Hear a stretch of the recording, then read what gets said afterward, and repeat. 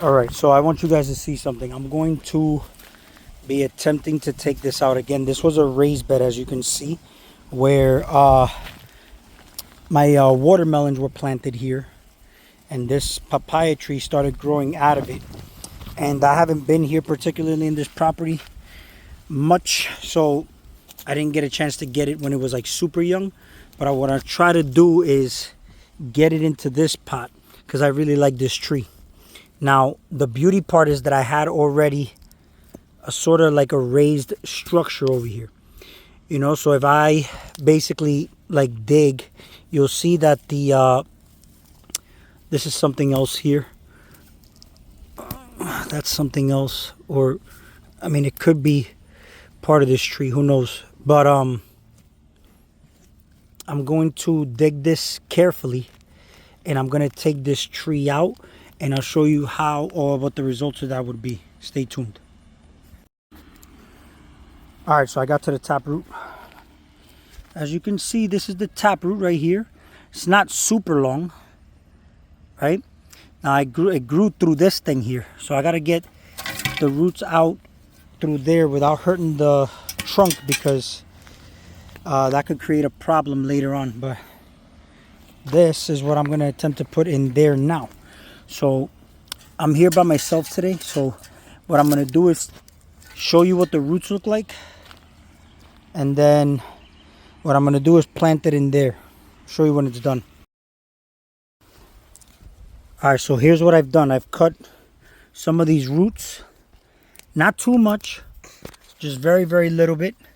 I've got a few roots here. Now this is probably going to go through something called transplant shock. I'm aware of all this fly stuff, but this is a necessity because I don't want it to grow in a way where it's going to look root bound either, you know.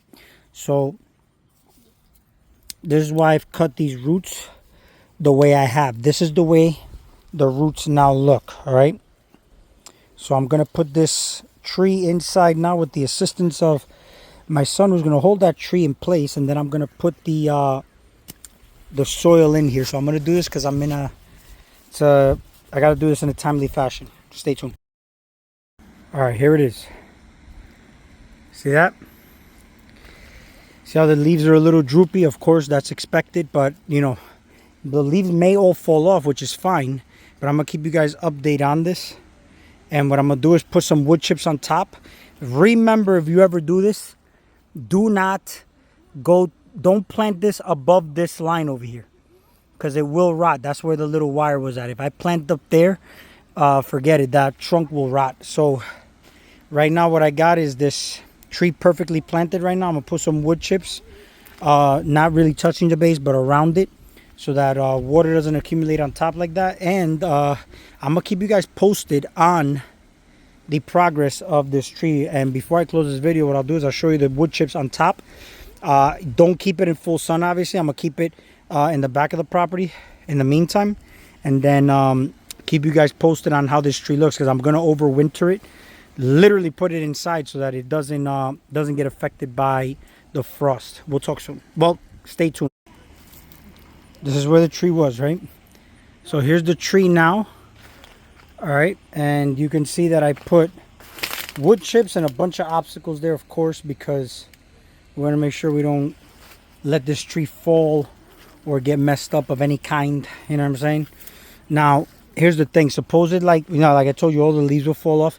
And what I am going to be doing eventually, not now because too soon, obviously the tree has gone through much already, as you can see, is chop it off, because that's what I did with basically this one here. And this has a Texas star that voluntarily grew over here, but I chopped this one, and you can already see the you see the new growth coming in on the sides. And there's another one right there, you see it? So those are going to be the new shoots. So that basically gets real thick, and then it's going to grow to a two stem system, rather than it looking like this, where it's basically a one long tree. You get what I'm saying? But all these trees are going to the other property. I didn't move them this year because I wasn't going to have time, and I would have had no watermelons if I did that. So um, this is basically everything already in containers, ready to get packed up and ready to go. And what I'm gonna do is I'm gonna water that right now, and then after that, just let it thrive. Look how beautiful my Pachira aquatica money tree looks. This is literally a sight to see. Look how beautiful this tree looks. I mean, that's amazing. Looks great. So yeah, stay tuned, and we will talk soon. All right, check this out. So this tree right here, this papaya tree, was buried in that spot. When I made the video, it was actually fairly established, as you can see. So this is what transplant shock looks like, but not to worry, even though those leaves are not going to recover, as we know. You can see that there is beautiful green growth coming in there in between those nodules, as you can see. Hold on a second. Let's make sure. There you go. You see that? There's some green growth there. There's also papayas that are trying to come in, which I'm going to take out. You know why? Because I need the tree to focus all its energy on rebuilding itself. So we're going to take out these little papayas and have this tree established. Now, these leaves obviously are not going to recover. So you can cut them out, break them off, however you want to do it. See this? I left them on there only so that I can still get, you know, sunlight, photosynthesis, all that fly stuff that plants do. And you take the leaves off. And that's it. Look at that. You got some green growth coming in. You see that? So this is the crown. This is a papaya, which I will be taking out. And another little papaya over here, which needs to come out as... Oh, wait, hold up. Yeah, there's some papayas coming in. But those are little small ones. I'm going to leave that there. And when they get obviously bigger, then we'll worry about it. Now, this leaf looks like it's pretty healthy still. So I'm going to leave it alone. I could top this off. And this will actually start encouraging side shoots. But I don't want to stress. You see, the thing is, when you do these things, you don't want to stress the plant out too much. You get what I'm saying? Because it already went through a major stress getting dug up off the ground from there and put into this pot. So that's why I left the leaves alone. The leaves shriveled up and died. Took that off. And then now I've got these leaves here. So I'm going to wait till it gets even more established, and then I will worry about topping the tree off. But this one right here came out of the ground, and I got it in a pot because I'm going to be overwintering it along with my other papaya trees, which are looking pretty outstanding if you ask me, bro. Look at that.